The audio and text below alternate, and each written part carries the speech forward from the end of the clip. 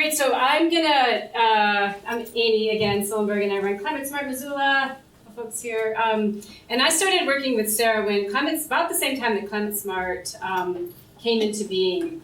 We are a somewhat new nonprofit here in town. About 2015 we got started, and I'll just take 2 steps back and then we'll get to these air filters portable air cleaners I want to tell you about.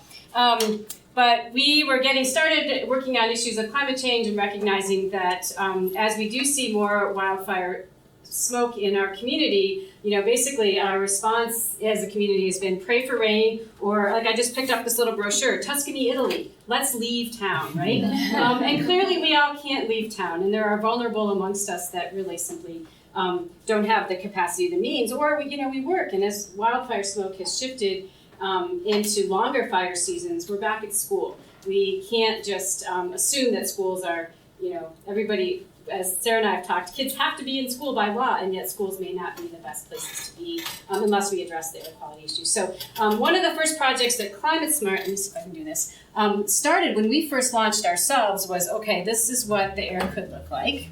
We can just skip over that because that looks depressing. Was a program called Summer Smart. How can we be smarter in the summer, weather the weather? And it's not just smoke, it's also heat, and sometimes the two of those combined are issues. And it's really, as you know, as you're trying to approach smoke, close the windows, turn off, button down inside. If you don't have air conditioning, it can be pretty hard. So we have to balance both heat and smoke. But we started a program, and basically I just throw this up on our website, and we'll provide this at the end. But we have lots of information about how people can address wildfire smoke and heat and other issues that are making our summers potentially more challenging, not every year and not every month and not every week or every day, but we want to be prepared for those. So this is one of the projects that got Climate Smart started, and in that first year in 2016, as we got rolling, I started working with Sarah, and we're like, oh, what can we do? So again, we've created some resources. We've got lots of handouts. We even have a couple short little animated videos that you can check out. And I bring this up just because depending on the business that you have, you might want to share these with maybe the parents of some of your daycare members, or maybe your employees or customers or things, just so that we're continuing to educate ourselves as how to be healthiest, because then we know what we can do, and then people, I think, have a better capacity, both physically and mentally, to kind of get us through to the other side when we do have wildfire smoke. So I won't show you the videos or things, but they're on our website. Oops, no, it's sensitive. But Sarah and I started talking in 2016 about who we should help and how we could help them. And we started working with Missoula Aging Services, and we gave away these portable air cleaners to homebound seniors who basically can't leave. They have respiratory issues, and they didn't have the capacity to leave, low-income folks. We just gave them filters. And Anna, who works with us, she just went out and helped replace some of the filters, replaced the HEPA part of it, which is this. And, everybody, basically these old people are still alive, so it means it worked because they survived 2017. And they're really appreciative and happy, and we took out some really dirty filters and replaced them with clean ones. So I'll talk a bit about that, but we have helped some old people. And then last year, we started giving away some HEPA air filters to daycares and loaning them to preschool. So has anybody here have one of ours or 2 of ours or some folks? Okay. So, if there's a whole bunch of small children who are susceptible to wildfire smoke in one room or one small building, we figured or a large building, we figured let's make that indoor air as clean as possible. So again, we continue to work with the health department and others to see how we can make these available or encourage folks to be able to, if they can afford to, get them themselves. So again, we have on our website more information about the HEPA air filtration for wildfire smoke. Historically, we've called them these air filtration units, but now we're kind of changing the terminology to portable air cleaners. They're sold, these guys right here, as air purifiers, but as Sarah has brought to my attention, they're not purifying the air. That's a little bit, they're cleaning it. We don't get to 100% pure air, but we do get cleaner air. So there's more information on, again, our website, and also Sarah has a lot of information. If you're going to go down the route of using a portable air cleaner, something that you just plug in to either be your sole way of cleaning your indoor air or potentially supplementing if you have an HVAC system that we were just speaking about. You can use the two concurrently. And we, again, have learned a lot about HEPA air filters over the years. How many people have used these, whether we gave them to you or not? Just have them in your home. People have used them. Okay. Some of us have, and again, so Sarah showed my little, my room where I have 2 HEPA air filters in a small house, and we did it. It was getting smoky inside. We closed the windows, we turned them on, and it was pretty darn okay. We gave some of these filters to folks up in Sealy Lake, and it was amazing the difference that they experienced. These were some folks that couldn't evacuate when the wildfire smoke was so bad in 2017.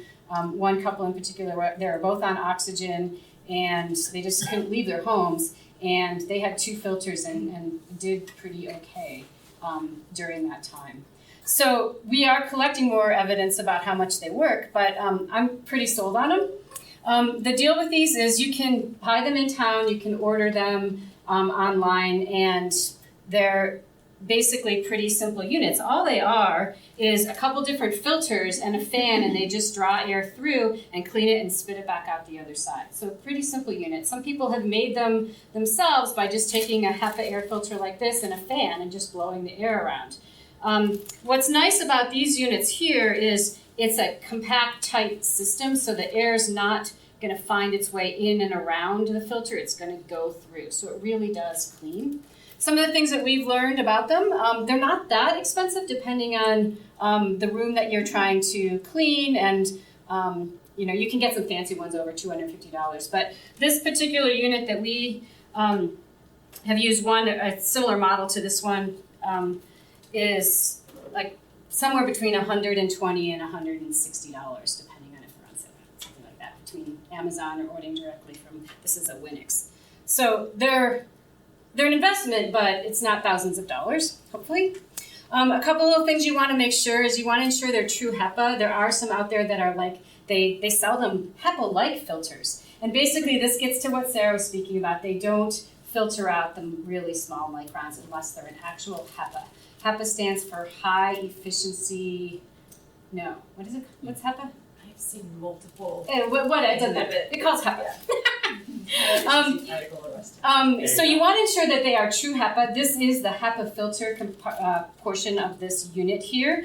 And it just draws the air through and comes out the other side. And it's really small fiberglass, and it just captures those very small particulate matter. You do also want to make sure that it is not one that produces ozone. Some of these will produce a very small bit with this this plasma wave, but you can turn that off and it's very small. But there are units out there that produce ozone as part of what they do, and they somehow think it might be healthy, but ozone is unhealthy, according to the air quality specialists. So, again, if you're looking for a model and you want to get a couple of these, you don't want one that produces ozone. And in the information packet, or just the sheet that Sarah showed, there's ways to check that out. You can check your unit against California Air Resource Board, and they will tell you whether the one you either have or maybe purchasing produces ozone. So that's unhealthy, not going to make your air clean. You want to get one that's about the size for your room. They have these things called Cater readings, which is the air delivery rate. It's just how much of your room it's going to turn over, what size room, so the square footage of your room. We learned in 2017, don't agonize over it. One unit in a room that's maybe the room's a little big, it's still going to be better than nothing. We're not trying to be, pure versus dirty. We're just trying to clean the air. So we had these working really well in some spaces where you might not think they'd work because it was a little outsized. It wasn't quite sized right, but sometimes it's about maybe 1 per room, a room like this.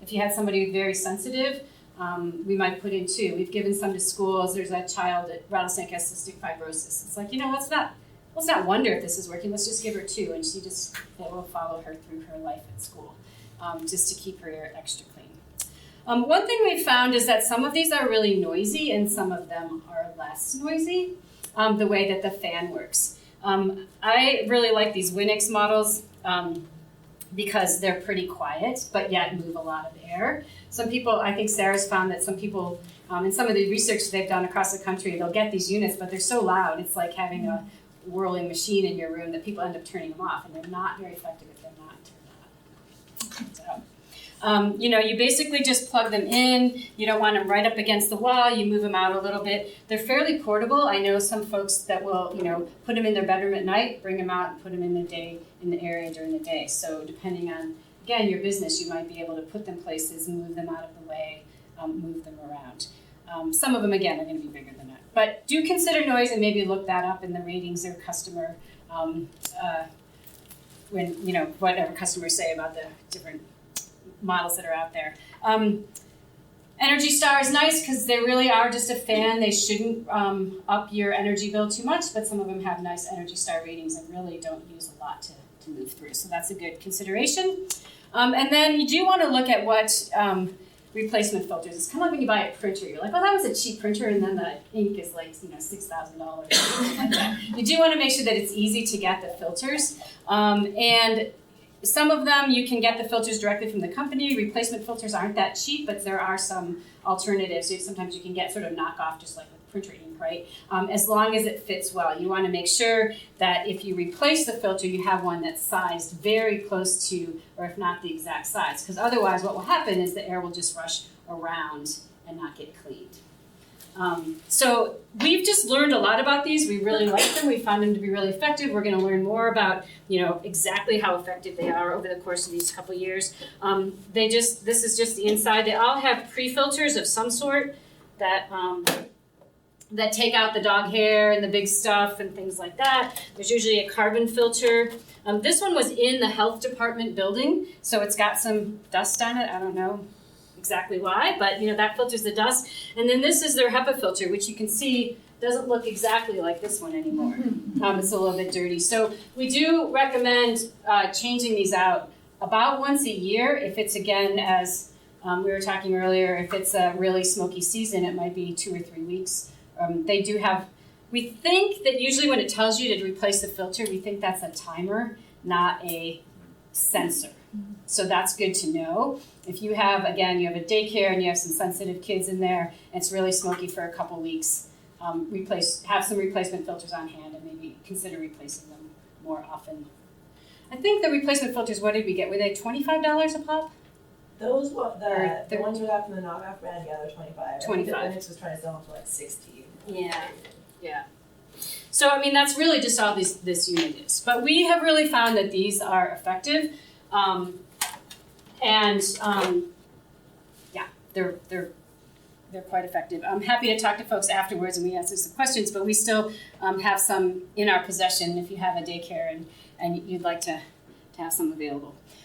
So that's really what I want to talk about, and we did want to leave a little bit of room for questions. I have just a couple things, sort of smoke-ready goals that Sarah has come up with that we thought we'd kind of end this with. Some of the things we're thinking about, sorry, there's a little extra letter in there, but HVAC, with the kind of the goals or the principles that we want folks to think about as we're going through, is that if you have an HVAC systems, you want to make sure that you're recirculating air through the best filter that you can. Maybe that's a MERV 13 during smoke events. And a lot of this is really up to us and our behavior. If it's harder on your machine, your boiler, your unit, so your HVAC unit, to run a MERV 13, maybe it's going to take more energy. You don't have to put them in June and just see what happens. Maybe you can be ready, have them available, put them in when the smoke comes. Because again, we don't know what summers we're going to have smoke or when we're going to have it. So if you have a system that's adjustable and you have that person that can actually do it, just be ready to put in that higher filter and then take it out when the smoke season's over. Appropriately sized portable air cleaners with true HEPA filtration in buildings without HVAC systems, or again, you can pair the two. If you have a MERV 8, maybe you just stick some of these in and you work the two together. Good door and window control to limit smoke infiltration. If the smoke is coming in, it's going to make it harder to keep it clean. That's pretty obvious.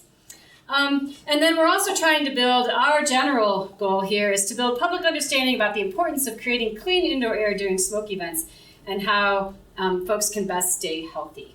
Again, we're focused on how to make your indoor air clean. I think we're also always thinking about the fact that we want to pay attention to the air quality outside. If you're running a daycare preschool or you're doing something and all of a sudden the smoke clears and you look outside and you can see forever, throw those kids outside and balance our behavior given the air and just kind of keep track of that.